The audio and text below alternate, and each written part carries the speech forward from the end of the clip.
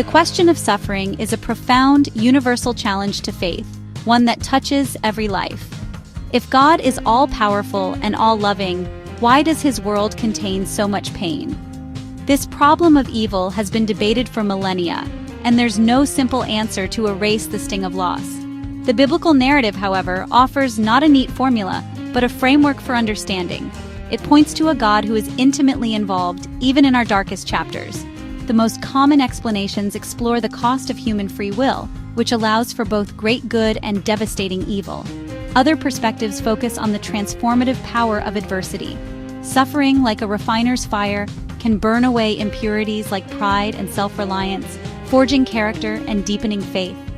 This doesn't mean God authors evil, but that He redeems it, building something strong and beautiful within us. The scriptures also reveal God's compassion, showing He enters into our pain, offering His presence as comfort. Finally, some see suffering as a consequence of sin or a form of divine discipline meant to guide us. Other views suggest suffering is part of a cosmic story, a means for God to work out His mysterious purposes. Woven through all these ideas is an eternal perspective, the conviction that our current suffering is temporary within a larger plan of ultimate restoration. Let's explore these themes. Consequences of human free will.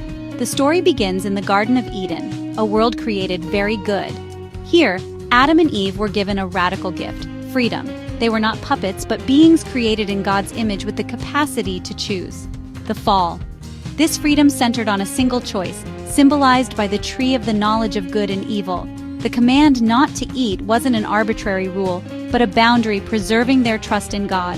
The choice to disobey, to take that knowledge for themselves, was the moment sin and suffering entered the world. This rebellion, the fall, had catastrophic consequences.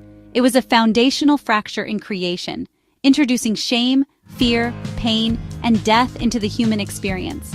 Humanity was exiled from the garden, separated from God's immediate, life-giving presence. The very fabric of relationship between Creator and creation was torn.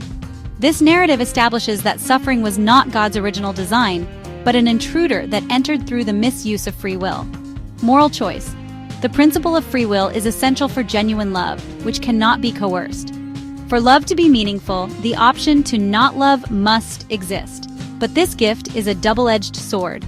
The freedom that allows for great compassion also allows for horrific destruction. Much of the world's suffering, war, oppression, abuse, is not a mysterious act of God, but the direct result of human choices. When we choose greed over generosity or hatred over love, we perpetuate the brokenness that began in the garden, creating ripples of pain that spread through